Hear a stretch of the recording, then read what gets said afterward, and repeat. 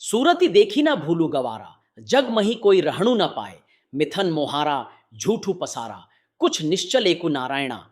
एक संत महात्मा जब इस संसार में आते हैं तो उनका संदेश किसी एक जाति, किसी एक धर्म या किसी एक देश के लिए नहीं होता।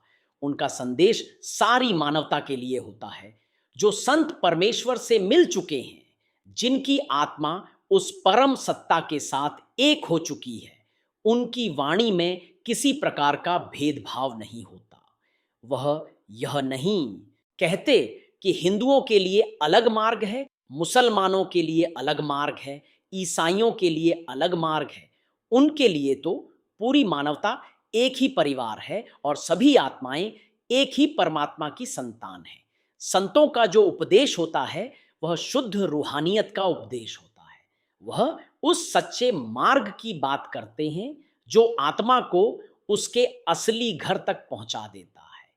धर्मों की बाहरी परंपराएं अलग हो सकती हैं, पूजा के तरीके अलग हो सकते हैं, भाषाएं अलग हो सकती हैं, लेकिन आत्मा का मार्ग एक ही है। जिस रास्ते से आत्मा अपने मूल स्थान तक पहुंचती है वह रास्ता सभी के लिए समान है। जब तक मनुष्य की चेतना इंद्रियों के नीचे बंधी रहती है तब तक उसे भेद दिखाई देते हैं। उसे लगता है कि यह धर्म अलग है, वह धर्म अलग है।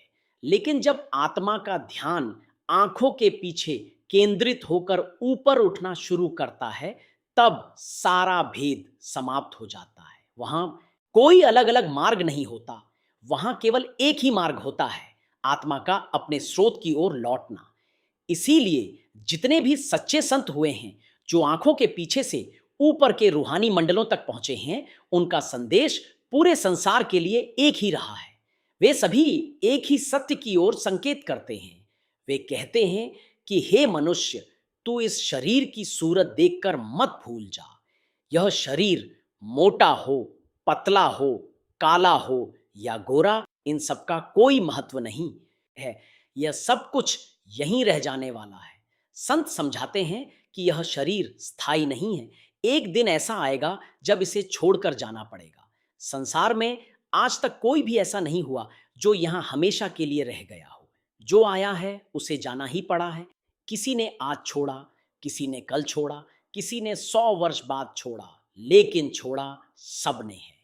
यह शरीर तो केवल एक किराए का मकान है। जैसे कोई व्यक्ति कुछ समय के लिए किसी मकान में रहता है और फिर उसे खाली करके चला जाता है, वैसे ही आत्मा भी कुछ समय के लिए इस शरीर में रहती है और फिर इसे छोड़कर आगे चली जाती है।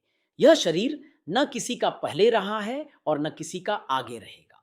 अब प्रश्न उठता है कि यदि संसार में सब कुछ नाशवान है तो क्या कोई ऐसी वस्तु भी है जो हमेशा रहने वाली हो? संतों का उत्तर है हाँ, एक वस्तु ऐसी है जो नाशवान नहीं है। वह है परमात्मा। वही सदा रहने वाला है, वही अमर है, वही कभी नष्ट नहीं होता। इसीलिए बुद्धिमान मनुष्य को चाहिए कि वह अपने प्रेम को उस परमात्मा के साथ जोड़े जो सदा रहने वाला है। जो वस्तुएं नष्ट होने वाली हैं उनसे अत्यधिक मोह करना बुद्धिमानी नहीं है। संसार में लोग नाशवान वस्तुओं के पीछे अपना जीवन लगा देते हैं। कोई धन के पीछे भाग रहा है, कोई पद के पीछे, कोई नाम और प्रसिद्धि के पीछे। लेकिन जब मृत्यु सामने आती है तब पता चलता है कि इनमें से कोई भी वस्तु साथ जाने वाली नहीं है। जब मनुष्य यह समझता है कि परमात्मा ही सदा रहने वाला है तब उसके मन में ये प्रश्न उठता है कि उस परमात्मा को कैसे पाया जाए। संसार में लोग उसे अलग अलग स्थानों पर ढूंढते हैं। कोई मस्जिद में ढूंढता है, कोई मंदिर में, कोई गुरुद्वारे में, कोई तीर्थों में। कोई काशी जाता है, कोई बद्रीनाथ जाता है, कोई द्वारिका जाता है, कोई काबा तक पहुंच जाता है। लेकिन संत कहते हैं कि यदि केवल बाहर ढूंढने से परमात्मा मिल जाता तो संसार में बहुत पहले मिल चुका होता।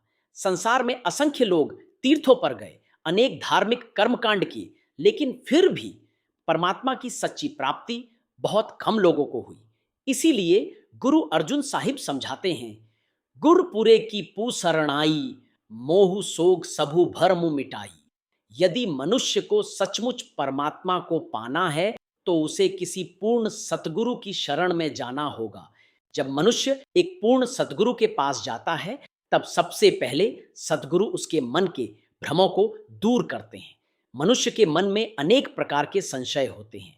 परमात्मा कहाँ है, कैसे मिलेगा, कौन सा मार्ग सही है। सतगुरु इन सब प्रश्नों का समाधान कर देते हैं। सतगुरु मनुष्य को केवल सैद्धांतिक ज्ञान नहीं देते बल्कि उसे उस मार्ग पर चलने की विधि भी बताते हैं जिससे आत्मा वास्तव में परमात्मा तक पहुंच सके। एको मंत्र दृढ़ाय औखधु सच्चु नामु रिद गायणा दो। पूर्ण सतगुरु सारी मानवता को एक ही दवाई देते हैं। वह यह नहीं कहते कि हिंदुओं के लिए अलग नाम है, मुसलमानों के लिए अलग नाम है। वह कहते हैं कि परमात्मा का सच्चा नाम तुम्हारे भीतर ही मौजूद है। तुम्हारे भीतर कलाम इलाही है, इसमें आज़म है, गुरुवाणी है। उसी को संत सच्चा नाम कहते हैं। संतों का उपदेश है कि मनुष्य अपने ध्यान को भीतर की ओर मोड़े और उस नाम के साथ अपने प्रेम को जोड़ दे। यह नाम संसार की रचना के साथ ही प्रत्येक जीव के भीतर रखा गया है। यह कोई बाहरी वस्तु नहीं है, यह मनुष्य के अपने अस्तित्व के भीतर मौजूद है। जब मनुष्य किसी पूर्ण सतगुरु के पास जाता है तो सतगुरु उसे यही बताते हैं कि अपनी आत्मा को उस नाम के साथ जोड़ो। जिसु नामै कौ तरस ही बहु देवा, सगल जगत जाकी कर दे सेवा। गुरु अर्जुन साहिब कहते हैं कि वह नाम इतना ऊंचा है कि देवी देवता भी उसके लिए तरसते हैं। ब्रह्मा, विष्णु, शिव जैसे देवताओं को भी उसकी पूर्ण प्राप्ति नहीं हुई। जो भी उस परमात्मा के पास पहुंचा है वह इसी नाम के सहारे पहुंचा है। संसार में अनेक धर्म, अनेक मत, अनेक संप्रदाय हैं, लेकिन यदि किसी से पूछा जाए कि परमात्मा का सच्चा नाम क्या है तो बहुत कम लोग उसका उत्तर दे पाएंगे। संत आगे समझाते हैं, अनाथा नाथु दीन दुख भंजन, सो गुर पूरे ते पायणा। यानी शतीन, जिस मनुष्य का संसार में कोई सहारा नहीं होता उस समय यह नाम उसका सहारा बनता है। जिसका कोई भी संरक्षक नहीं होता यह नाम उसकी रक्षा करता है। नाम को शब्द भी कहा जाता है। यह शब्द हर जीव के भीतर मौजूद है। यदि यह शब्द एक क्षण के लिए भी पीछे हट जाए तो सारा संसार समाप्त हो जाए। संसार 5 तत्वों से बना है, पृथ्वी, जल, अग्नि, वायु और आकाश। इन 5 तत्वों के बीच स्वभावतः विरोध है।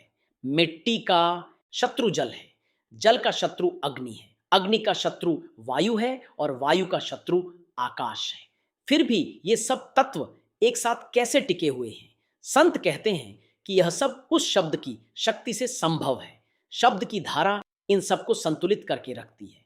नाम सभी के भीतर मौजूद है, लेकिन जब तक मनुष्य को कोई पूर्ण सद्गुरु नहीं मिलता जो उसे इस नाम का अनुभव करा दे, तब तक मनुष्य इस अमूल्य खजाने से अनजान रहता है। जैसे किसी व्यक्ति के घर में करोड़ों रुपए दबे हुए हों और वह उन्हें जाने बिना बाहर बाहर भीख मांगता फिरता रहे, वैसे ही मनुष्य भी अपने भीतर मौजूद नाम के खजाने से अनजान रहता है। नाम हर जगह मौजूद है, वह तिनके तिनके में व्यापक है, लेकिन जब तक मनुष्य उसे अपने भीतर प्रकट नहीं करता तब तक उसका कोई लाभ नहीं मिलता। होरु द्वारा कोई न सूझे, त्रिभुवन धावै ता किच्छू न बूझै। संत कहते हैं कि वह नाम पंडितों, मौलवियों या काजियों से नहीं मिलता, वह केवल किताबें पढ़ने से भी नहीं मिलता। यदि कोई वेद शास्त्रों या अन्य धार्मिक ग्रंथों से पूछे कि परमात्मा कहाँ है तो वे भी यही कहते हैं कि वह तुम्हारे भीतर है। गीता कहती है कि परमात्मा तुम्हारे भीतर है। भागवत भी यही कहता है। कुरान शरीफ भी कहता है कि वह तुम्हारी शाह रग से भी अधिक निकट है। लेकिन संसार को यह पता नहीं है कि उस नाम का वास्तविक अनुभव कैसे किया जाए।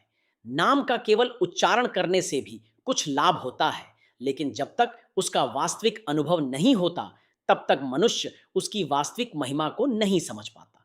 जैसे किसी छोटे बच्चे के हाथ में मिठाई रख दी जाए तो उसे मिठाई और मिट्टी में कोई विशेष अंतर नहीं लगता, लेकिन जब वह मिठाई का स्वाद लेता है तब उसे उसकी मिठास का अनुभव होता है। उसी प्रकार जब तक मनुष्य नाम का अनुभव नहीं करता तब तक उसे उसकी वास्तविक महिमा का ज्ञान नहीं होता। नाम की सच्ची प्राप्ति बिना पूर्ण सद्गुरु के नहीं होती। और जब मनुष्य को यह अमूल्य वस्तु सहज ही मिल जाती है तब कई बार वह उसकी कदर नहीं करता। लेकिन जो महात्मा इस मार्ग पर चले उन्होंने बहुत कठिन परिश्रम किया। किसी ने वर्षों तक सेवा की, किसी ने तप किया, किसी ने कठिन साधना की। यह मार्ग प्रेम का मार्ग है। यहाँ हठ या जबरदस्ती से कुछ प्राप्त नहीं होता। गुरु नानक साहिब कहते हैं, हठू करी मरे न लेख पावे। अर्थात यदि कोई व्यक्ति हठ करके साधना करे तो उससे कुछ प्राप्त नहीं होता। जितना हठ करेगा उतना ही दूर होगा, जितना प्रेम करेगा उतना ही परमात्मा के निकट पहुंचेगा। जो सत्संगी सतगुरु की आज्ञा का पालन नहीं करता वह इस मार्ग में आगे नहीं बढ़ सकता। संतों के पास बैठने से उनके रहस्यों की समझ आती है। उनके पास बैठने से मनुष्य को साधना का सही ढंग सीखने को मिलता है। सतिगुरु साहू भंडारू नाम जिस इहु रतन तिसय ते पायणा 4 नाम का असली साहूकार सतगुरु है। यह अमूल्य रत्न उसी के पास है। संसार के लोग धन दौलत को ही सबसे बड़ी संपत्ति समझते हैं, लेकिन संत कहते हैं कि नाम से बढ़कर कोई संपत्ति नहीं है। यह नाम जीवित रहते हुए भी साथ रहता है और मृत्यु के बाद भी साथ जाता है। और जो मनुष्य इस नाम की कमाई करता है वही वास्तव में सबसे धनी होता है। सतिगुरु साहू भंडारू नाम जिस इहु रतन तिसय ते पायणा अचार। संत महात्मा कहते हैं कि यदि संसार में कोई सबसे बड़ी दौलत है तो वह नाम की दौलत है। संसार के लोग सोना, चांदी, हीरे जवाहरात और धन दौलत को सबसे बड़ा खजाना समझते हैं, लेकिन संतों की दृष्टि में इन सब का कोई मूल्य नहीं, क्योंकि यह सब वस्तुएं यहीं संसार में रह जाने वाली हैं। जब मनुष्य इस शरीर को छोड़कर जाता है तब इनमें से कोई भी वस्तु उसके साथ नहीं जाती। मनुष्य जीवन भर धन इकट्ठा करने में लगा रहता है। वह दिन रात मेहनत करता है, योजनाएं बनाता है, व्यापार करता है, संघर्ष करता है ताकि उसके पास अधिक से अधिक धन इकट्ठा हो जाए। लेकिन जब मृत्यु का समय आता है तब वह सब कुछ यहीं रह जाता है। मनुष्य खाली हाथ आया था और खाली हाथ ही चला जाता है। संत कहते हैं कि यदि कोई ऐसी वस्तु है जो मनुष्य के साथ इस संसार से भी आगे जाती है तो वह केवल नाम है। नाम ही वह खजाना है जो इस संसार में भी सहारा देता है और मृत्यु के बाद भी आत्मा के साथ रहता है। सद्गुरु उस नाम के साहूकार हैं। जैसे कोई साहूकार धन का भंडार अपने पास रखता है और योग्य व्यक्ति को देता है, वैसे ही सतगुरु नाम का खजाना अपने पास रखते हैं और जब कोई योग्य आत्मा उनके पास आती है तो उसे यह अमूल्य रत्न दे देते हैं। लेकिन यह नाम केवल सुन लेने से या केवल बोल लेने से प्राप्त नहीं होता। इसके लिए प्रेम, विश्वास और अभ्यास की आवश्यकता होती है।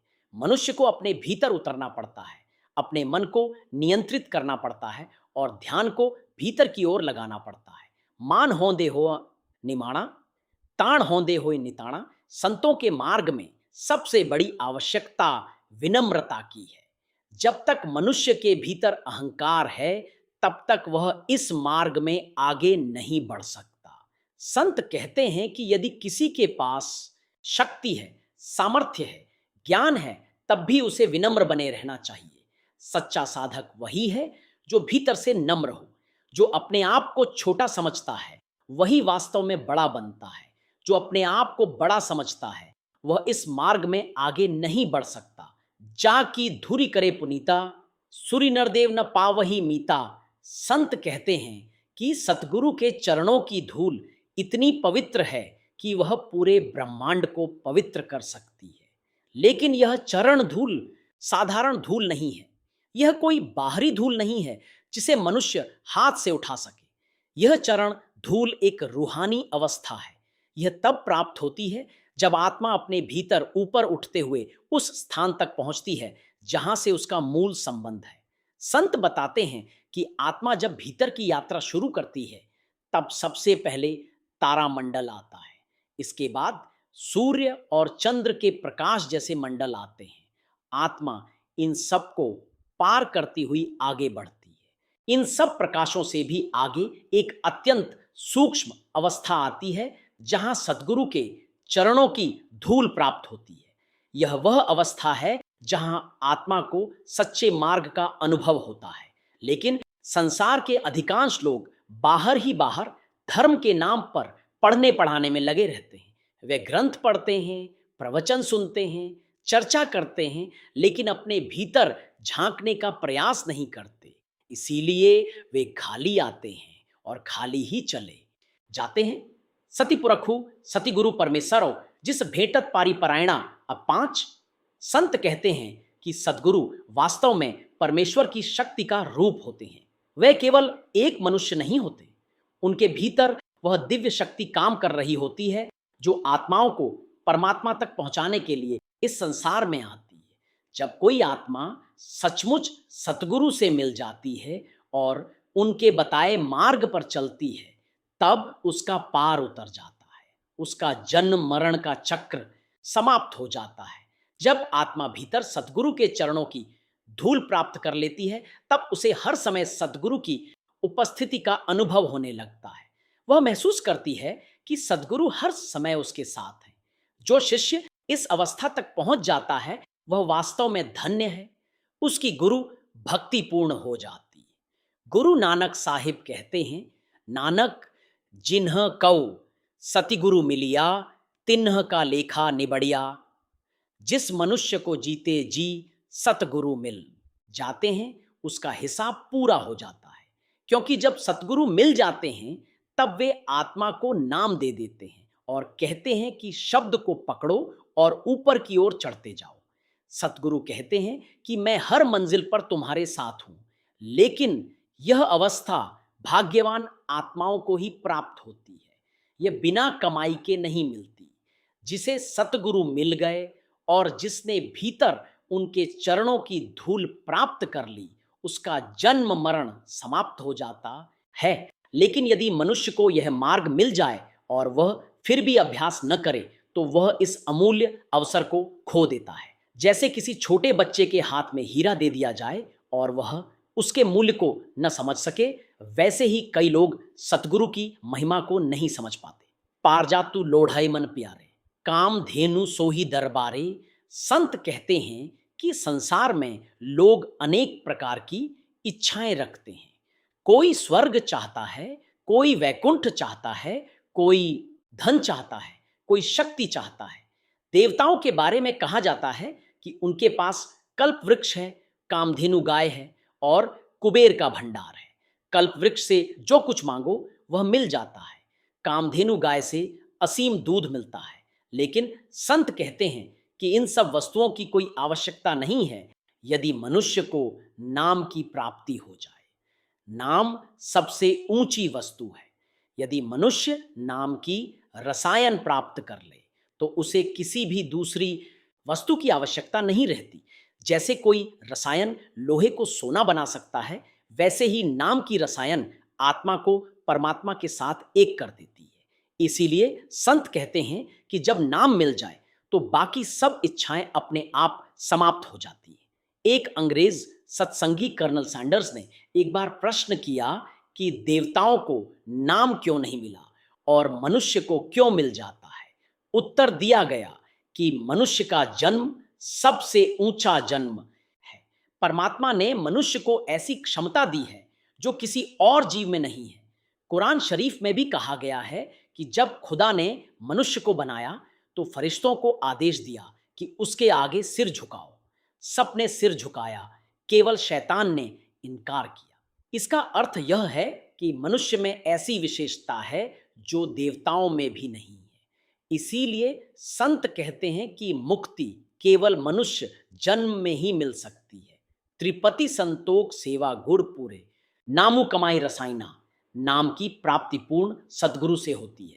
संसार के बड़े बड़े बादशाह भी इस नाम के लिए तरसते हैं, लेकिन मनुष्य को यह नाम सहज ही मिल जाता है, इसीलिए वह कई बार उसकी कदर नहीं करता। एक कुम्हार को कहीं से एक हीरा मिल गया। उसे उसकी कीमत का पता नहीं था। उसने उसे अपने गधे के गले में बांध दिया। जब वह किसी जौहरी के पास गया, तब जौहरी ने बताया कि यह तो लाखों करोड़ों का हीरा है। उसी प्रकार जो लोग नाम की कमाई नहीं करते, उन्हें यह पता ही नहीं चलता कि उनके पास कितनी बड़ी दौलत है। जब मनुष्य नाम का अभ्यास करता है, तब उसे भीतर शांति मिलने लगती है, मन शांत होने लगता है। नाम से बढ़कर संसार में कोई कीमती वस्तु नहीं है। नाम जीवित रहते हुए भी साथ रहता है और मृत्यु के बाद भी साथ जाता है। और परमात्मा की दरगाह में भी नाम की ही कदर है। वहाँ जाति, धर्म, पद या धन की कोई कीमत नहीं होती। वहाँ केवल नाम की कमाई को देखा जाता है। गुड़ के सबैदी मरह ही पंचधातु, भय पार ब्रह्म हो वही निर्मला तू। जब मनुष्य नाम की कमाई करता है, तब उसके भीतर के 5 विकार समाप्त होने लगते हैं। काम, क्रोध, लोभ, मोह और अहंकार। ये 5 विकार ही मनुष्य को परमात्मा से दूर रखते हैं। लेकिन जब नाम की शक्ति काम करती है, तब ये सब विकार धीरे धीरे समाप्त हो जाते हैं। जब 5 विकार समाप्त हो जाते हैं, तब आत्मा निर्मल हो जाती है और परमात्मा के साथ मिल जाती है। इसीलिए संत कहते हैं कि यदि कोई ऐसी रसायन है जो मनुष्य को पूर्ण रूप से बदल सकती है, तो वह केवल नाम है। पारसु जब भेटाय गुरुपुरा ता पारसु प्रसी दिखाइना सो सात संत महात्मा। इस पंक्ति के माध्यम से एक बहुत गहरा रहस्य समझाते हैं। संसार में पारस पत्थर की कथा बहुत प्रसिद्ध है। कहा जाता है कि यदि लोहे को पारस पत्थर के साथ स्पर्श करा दिया जाए तो वह सोना बन जाता है। इस उदाहरण के द्वारा संत ये समझाना चाहते हैं कि पूर्ण सतगुरु की शक्ति भी कुछ इसी प्रकार की होती है। लेकिन संत कहते हैं कि पारस पत्थर की शक्ति भी सीमित है। वह केवल लोहे को सोना बना सकता है, लेकिन वह लोहे को पारस नहीं बना सकता। लोहा चाहे सोना बन जाए, फिर भी वह पारस की शक्ति प्राप्त नहीं कर सकता। लेकिन पूर्ण सतगुरु की महिमा इससे कहीं अधिक है। सतगुरु केवल मनुष्य को अच्छा या महान नहीं बनाते, बल्कि वे आत्मा को उसके वास्तविक स्वरूप का अनुभव करा देते हैं। सतगुरु आत्मा को उस परमात्मा के साथ मिला देते हैं जिससे वह अलग होकर संसार में आई थी। जब आत्मा अपने स्रोत के साथ मिल जाती है, तब वह उसी स्वरूप को प्राप्त कर लेती है। संतों की दृष्टि में सबसे बड़ा चमत्कार यही है कि एक साधारण मनुष्य को परमात्मा के साथ एक कर दिया जाए। संसार में लोग अनेक प्रकार के चमत्कारों के पीछे भागते हैं। कोई सिद्धियां चाहता है, कोई शक्ति चाहता है, कोई चमत्कार देखना चाहता है। लेकिन संत कहते हैं कि सबसे बड़ा चमत्कार आत्मा का परमात्मा में मिल जाना है। यह शक्ति केवल पूर्ण सद्गुरु के पास होती है। वे आत्मा को उस शब्द से जोड़ देते हैं जो परमात्मा की शक्ति है। उसी शब्द के सहारे आत्मा धीरे धीरे ऊपर के रूहानी मंडलों में चढ़ती हुई अपने असली घर तक पहुंच जाती है। जो मनुष्य इस मार्ग पर नहीं चलता और सद्गुरु की शरण में नहीं जाता, वह इस अमूल्य मनुष्य जन्म को व्यर्थ गंवा देता है। मनुष्य जन्म बहुत दुर्लभ है। असंख्य योनियों के बाद आत्मा को यह अवसर मिलता है कि वह अपने परम लक्ष्य तक पहुंच सके। लेकिन यदि मनुष्य इस अवसर को पहचान नहीं पाता, तो फिर उसे संसार के चक्र में घूमना पड़ता है। कभी वह किसी योनि में जन्म लेता है, कभी किसी दूसरी योनि में।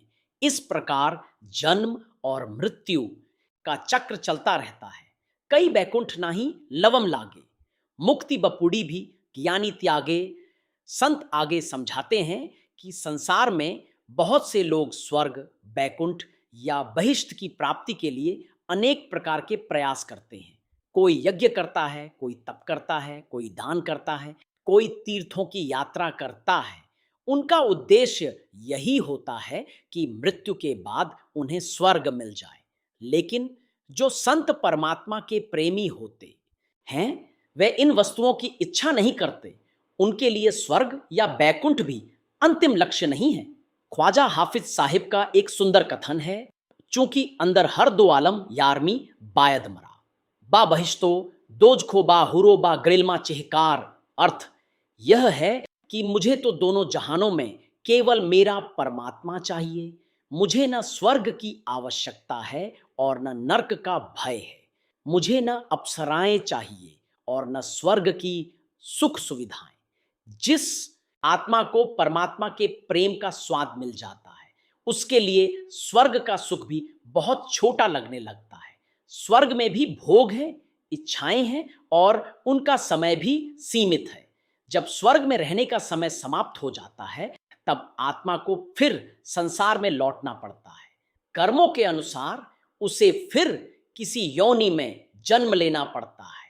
इसीलिए संत कहते हैं कि स्वर्ग या बैकुंठ अंतिम लक्ष्य नहीं है। आत्मा का वास्तविक घर उससे भी बहुत ऊंचा है। एक घटना का वर्णन किया जाता है। एक महात्मा ने बहुत साधना की। कुछ समय बाद उन्होंने घोषणा कर दी कि जो कोई उनका दर्शन करेगा वह सीधा स्वर्ग में जाएगा। जब यह बात लोगों तक पहुंची तो दूर दूर से लोग उनके दर्शन के लिए आने लगे। लोग यह सोचकर आते थे कि यदि इस महात्मा का दर्शन हो जाए तो स्वर्ग की प्राप्ति हो जाएगी। एक दिन वह महात्मा पालकी में बैठकर कहीं जा रहे थे। रास्ते में एक मस्त फकीर बैठा हुआ था। जब उसने शोर सुना तो उसने पूछा कि यह क्या हो रहा है। किसी ने कहा कि एक महात्मा आ रहे हैं जिन्होंने यह घोषणा की है कि जो उनका दर्शन करेगा वह स्वर्ग में जाएगा। यह सुनकर वह फकीर तुरंत सड़क की ओर पीठ करके बैठ गया और अपना चेहरा ढांप लिया। जब महात्मा की पालकी वहां पहुंची तो उन्होंने देखा कि सब लोग उनके दर्शन के लिए उत्सुक हैं, लेकिन एक व्यक्ति उनसे मुंह छिपाकर बैठा है। उन्हें आश्चर्य हुआ। उन्होंने पालकी रुकवाई और उस व्यक्ति के पास जाकर पूछा, तुमने मुंह क्यों छिपा लिया है? फकीर ने उत्तर दिया, मैं तुम्हारा चेहरा नहीं देखना चाहता। महात्मा ने पूछा, क्यों? फकीर ने कहा, मुझे जाना है सचखंड में और तुम स्वर्ग देते हो। मैं तुम्हारा चेहरा क्यों देखूं? यह सुनकर महात्मा चुप हो गए। उन्होंने समझ लिया कि यह कोई साधारण व्यक्ति नहीं है। संत इस घटना के द्वारा यह समझाते हैं कि स्वर्ग की प्राप्ति भी अंतिम लक्ष्य नहीं है। आत्मा का असली घर सचखंड है जहां से वह आई है। इसीलिए सच्चे संत मनुष्य को स्वर्ग की नहीं बल्कि परमात्मा की प्राप्ति का मार्ग बताते हैं। आशिके यारम मराबा कुफरोबा ईमान चेहकार तिश्नाए दरदम मराबा वसलो जा हिजरां चेहकार। एके अर्थ यह है कि जो परमात्मा का प्रेमी है उसके लिए धर्म और अधर्म के बाहरी भेद भी महत्व नहीं रखते। उसे केवल अपने प्रिय परमात्मा की तलाश होती है। एकंकारु सतिगुर ते पाया हु बलि बलि गुर दर्शायणा। परमात्मा की प्राप्ति केवल सतगुरु के माध्यम से होती है। जब सतगुरु मार्ग दिखाते हैं और शिष्य उस मार्ग पर चलता है, तब धीरे धीरे उसके भीतर का पर्दा हटने लगता है। जब भीतर का पर्दा हट जाता है, तब आत्मा को परमात्मा का अनुभव होने लगता है।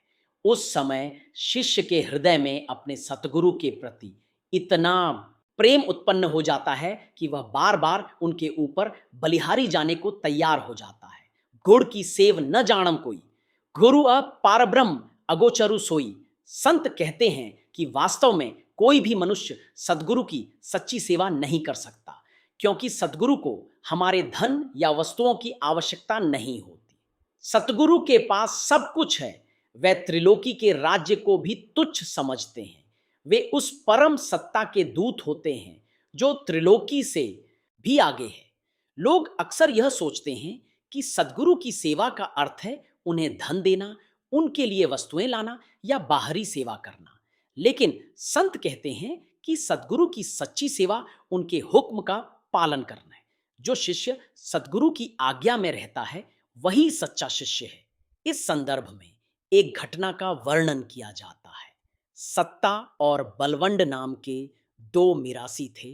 वे गुरु के दरबार में राग गाया करते थे। उनके घर में एक जवान लड़की थी और उसके विवाह की चिंता उन्हें सताने लगी। एक दिन उन्होंने गुरु साहिब से कहा कि उन्हें अपनी लड़की के विवाह के लिए कुछ धन की आवश्यकता है। गुरु साहिब ने उन्हें कुछ रुपये देने चाहे, लेकिन उन्होंने कहा कि यह पर्याप्त नहीं है। उन्होंने कहा कि दरबार में इतने शिष्य आते हैं, उनसे एक एक रुपया इकट्ठा कर दिया जाए। लेकिन अगले दिन जब गुरु साहिब ने उन्हें केवल 4.5 रुपये दिए तो वे आश्चर्यचकित रह गए। गुरु साहिब ने समझाया कि पहले शिष्य गुरु नानक साहिब थे, दूसरे गुरु अंगद देव जी, तीसरे गुरु अमरदास जी, चौथे गुरु रामदास जी और आधा शिष्य मैं हूं। यह सुनकर वे क्रोधित हो गए और दरबार में आना बंद कर दिया। उन्होंने सोचा कि यदि वे कीर्तन नहीं करेंगे तो दरबार में कोई नहीं आएगा और तब गुरु साहिब उन्हें मनाने आएंगे। लेकिन गुरु साहिब ने किसी दूसरे से कीर्तन करवा लिया। जब उन्होंने गुरु साहिब और पिछले गुरुओं की निंदा करनी शुरू की, तब गुरु साहिब ने उन्हें दरबार से बाहर कर दिया। उसके बाद उनके जीवन में बहुत कष्ट आए। वे बीमार पड़ गए और उन्हें बहुत दुख सहने पड़े। इस घटना के द्वारा संत यह समझाते हैं कि जो व्यक्ति गुरु की आज्ञा का पालन नहीं करता और अहंकार में आ जाता है, वह इस मार्ग से दूर हो जाता है।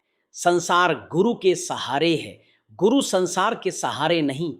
जो लोग यह सोचते हैं कि गुरु संसार के सहारे हैं, वे वास्तव में अज्ञान में हैं। पारब्रह्म अपरंपर सतिगुर जिस सिमरत मनु शीतलायणा संत महात्मा इस पंक्ति के माध्यम से सतगुरु की महिमा को समझाते हैं। संसार में लोग अनेक प्रकार के सहारों की तलाश करते हैं। कोई धन में सहारा खोजता है, कोई परिवार में, कोई मित्रों में, कोई पद और प्रतिष्ठा में। लेकिन संत कहते हैं कि इन सब सहारों की सीमा है। समय आने पर ये सब सहारे छूट जाते हैं। जब मनुष्य के जीवन में कठिन समय आता है, तब वह अनुभव करता है कि संसार के सहारे कितने अस्थायी हैं। जो लोग अपने प्रतीत होते हैं, वे भी कई बार साथ नहीं दे पाते। लेकिन सतगुरु का सहारा ऐसा है जो कभी छूटता नहीं। सतगुरु केवल बाहरी रूप से सहारा नहीं देते, बल्कि वे आत्मा को भीतर से शक्ति देते हैं। जब मनुष्य सतगुरु का स्मरण करता है, तब उसका मन शांत होने लगता है। संसार के दुख और चिंताएं धीरे धीरे कम होने लगती हैं। सतगुरु की शक्ति मन को ठंडक देती है। जिस प्रकार गर्मी से तपे हुए शरीर को शीतल जल शांति देता है, उसी प्रकार सतगुरु का स्मरण मन को शांत करता है। संत कहते हैं कि सतगुरु पारब्रह्म की शक्ति है। वे उस परम सत्ता से जुड़े हुए हैं जो इस सृष्टि से भी परे है। इसीलिए जब कोई मनुष्य सच्चे मन से सतगुरु की शरण में आता है, तब उसके भीतर एक नई जागृति उत्पन्न होती है। जाकी सोई सुनी मनु जीवय, हृदय वसईता ठंडा थी। संत कहते हैं कि जब मनुष्य सतगुरु की महिमा सुनता है, तब उसका सोया हुआ मन जागने लगता है। जन्म जन्मांतरों से मन संसार के मोह में फंसा हुआ है। वह बाहरी वस्तुओं के पीछे भागता रहा है। लेकिन जब सतगुरु की वाणी सुनाई देती है, तब मन के भीतर एक नई प्रेरणा उत्पन्न होती है। ऐसा लगता है जैसे कोई सोया हुआ व्यक्ति अचानक जाग गया हो। यदि सतगुरु की महिमा सुनने से ही मन में इतना परिवर्तन आ सकता है, तो सोचो कि जब सतगुरु की उपस्थिति मनुष्य के भीतर प्रकट हो जाती है, तब उसकी अवस्था कैसी हो जाती होगी। जब सतगुरु की शक्ति भीतर अनुभव होने लगती है, तब मनुष्य के मन में एक अद्भुत शांति उत्पन्न होती है। संसार के सुख दुख उसे पहले की तरह प्रभावित नहीं करते। जो साधक भीतर के मार्ग पर चलते हैं, वे इस अनुभव को भली भांति जानते हैं। वे जानते हैं कि सतगुरु की कृपा से मन किस प्रकार शांत होता है। गुरमुखु अलाए ता शोभा पाए, तिसु जम के पंथी न पायणा। संत कहते हैं कि जिन आत्माओं के भीतर सतगुरु प्रकट हो जाते हैं और उनसे भीतर संवाद होने लगता है, उनकी महिमा शब्दों में वर्णित नहीं की जा सकती। ऐसी आत्माओं को मृत्यु का भय नहीं रहता। जब मृत्यु का समय आता है, तब वे घबराते नहीं, क्योंकि उन्हें विश्वास होता है कि सतगुरु स्वयं उन्हें लेने आएंगे। संसार में बड़े बड़े ऋषि मुनि और अवतार भी मृत्यु के समय भय का अनुभव करते हैं, लेकिन जो आत्मा नाम की कमाई करती है, उसे मृत्यु का भय नहीं होता। नाम वाला मनुष्य हंसते हंसते मृत्यु को स्वीकार कर लेता है, क्योंकि उसे पता होता है कि यह केवल शरीर का परिवर्तन है, आत्मा तो अपने असली घर की ओर जा रही है। गुरु साहिब कहते हैं, मरण काल का वास निवारिये। अर्थ यह है कि नाम की शक्ति मृत्यु के भय को समाप्त कर देती है। संतन की शरणाई पड़िया, जीव पण धनु आगे धरिया। संत आगे कहते हैं कि जो कुछ भी प्राप्त हुआ है वह सद्गुरु की कृपा से ही हुआ है। जब मनुष्य सद्गुरु की शरण में आता है तब वह अपना तन, मन और धन सब कुछ उनके चरणों में अर्पित कर देता है। इसका अर्थ यह नहीं कि वह केवल बाहरी रूप से सब कुछ दे देता है। इसका अर्थ यह है कि वह अपने जीवन को सतगुरु की आज्ञा के अनुसार चलाने लगता है। जब शिष्य का जीवन सतगुरु की आज्ञा के अनुसार चलने लगता है तब उसके भीतर परिवर्तन आने लगता है। सेवा श्रुति न जाना काई, तुम करो दया किरमायणा। संत बड़ी विनम्रता से कहते हैं कि हे सद्गुरु, मुझे आपकी सेवा करना नहीं आता, मैं अज्ञानी हूं, मैं कमजोर हूं, आप ही कृपा करके मुझे अपनी सेवा में लगा लो। आपकी कृपा के बिना मैं कुछ भी नहीं कर सकता। संतों की वाणी में यही विनम्रता दिखाई देती है। वे कभी यह नहीं कहते कि उन्होंने अपनी शक्ति से कुछ प्राप्त किया है। वे हमेशा यह मानते हैं कि सब कुछ सतगुरु की कृपा से ही हुआ है। निर्गुण कुसंगी ले हुर लाए, वर कृपा मोहि टहले लाए। संत कहते हैं कि हे सद्गुरु, मैं तो गुणों से रहित हूं, मेरे भीतर कोई विशेषता नहीं है। आप कृपा करके मुझे अपने साथ मिला लो, मुझे अपनी सेवा में लगा लो। यदि मैं आपकी सेवा में लगा रहूंगा तो मेरा जीवन सफल हो जाएगा। पखा फेरू पीसू संत आगे, रण धोई सुख पायणा। यहां संत एक अत्यंत सुंदर भाव प्रकट करते हैं। वे कहते हैं कि यदि अवसर मिले तो मैं संतों के सामने पंखा झलूंगा, उनकी सेवा करूंगा, उनके चरण धोऊंगा। यह केवल बाहरी सेवा का वर्णन नहीं है, बल्कि यह विनम्रता और प्रेम की भावना का प्रतीक है। संतों के चरणों में रहने से मनुष्य का मन शुद्ध होता है। उनके संग में रहने से मनुष्य के भीतर आध्यात्मिक जागृति उत्पन्न होती है। बहुत द्वारे भ्रमी भ्रमी आया, तुमरी कृपा ते तुम शरण आया। संत कहते हैं कि आत्मा ने असंख्य जन्म लिए हैं। कभी किसी योनि में जन्म लिया, कभी किसी दूसरी योनि में। इस प्रकार वह संसार के असंख्य द्वारों पर भटकती रही, लेकिन कहीं भी उसे सच्ची शांति नहीं मिली। अंत में जब वह थक गई तब सतगुरु की कृपा से उसे सतगुरु का दरवाजा मिल गया। सदा सदा संतः संगी राखाहु एहु नाम, दानु देवायणा जय 14। अब आत्मा सतगुरु से प्रार्थना करती है कि मुझे अपने से अलग मत करना, मुझे हमेशा संतों के संग में रखना, मेरा मन हमेशा नाम के साथ जुड़ा रहे, मेरा प्रेम कभी कम ना हो। यदि यह कृपा हो जाए तो जीवन सफल हो जाएगा। भय कृपाल गुसाई, मेरे दर्शन उपाया सति गुरपुरे। अब आत्मा परमात्मा का धन्यवाद करती है। वह कहती है कि हे प्रभु, आपने मेरे ऊपर बड़ी कृपा की। आपकी कृपा से मुझे पूर्ण सतगुरु मिल गए। उन्होंने मुझे उस मार्ग पर लगा दिया जो मुझे आपके पास ले जाता है। जब सतगुरु मिल जाते हैं तब जीवन का उद्देश्य पूरा हो जाता है। सुख सहज सदा आनंदा नानक दास दसायणा। संत कहते हैं कि जब आत्मा को परमात्मा का अनुभव हो जाता है तब वह सहज अवस्था में पहुंच जाती है। उसके भीतर स्थायी शांति उत्पन्न हो जाती है। वह हमेशा आनंद में रहती है। उसकी अवस्था ऐसी हो जाती है जैसे एक बूंद सागर में मिल जाए। जब बूंद सागर में मिल जाती है तब उसका अलग अस्तित्व नहीं रहता। उसी प्रकार जब आत्मा परमात्मा में मिल जाती है तब वह उसी का स्वरूप बन जाती है। यही मनुष्य जीवन का वास्तविक उद्देश्य है। संसार में मनुष्य अनेक कार्य करता है। वह धन कमाता है, परिवार बनाता है, प्रतिष्ठा प्राप्त करता है, लेकिन यदि उसने परमात्मा को नहीं पाया तो उसका जीवन अधूरा रह जाता है। संत कहते हैं कि मनुष्य को चाहिए कि वह इस दुर्लभ मनुष्य जन्म को व्यर्थ न गंवाए। उसे सतगुरु की शरण में जाकर नाम की कमाई करनी चाहिए। जब आत्मा नाम की कमाई करती है तब धीरे धीरे उसके भीतर का अज्ञान समाप्त होने लगता है। मन शांत होता है, विकार समाप्त होते हैं और आत्मा अपने असली घर की ओर बढ़ने लगती है। अंत में संत यही कहते हैं कि जिस आत्मा को सतगुरु मिल जाते हैं और जो उनके बताए मार्ग पर चलती है, उसका जीवन सफल हो जाता है। उसके लिए मृत्यु भी भय का कारण नहीं रहती। वह हंसते हंसते इस संसार से विदा होती है, क्योंकि उसे पता होता है कि अब वह अपने असली घर की ओर जा रही है। और यही संतों का सच्चा संदेश है कि मनुष्य इस संसार के झूठे मोह में न फंसे, बल्कि उस सच्चे परमात्मा की खोज करे जो सदा रहने वाला है। जो आत्मा इस मार्ग पर चलती है, वही वास्तव में धन्य है।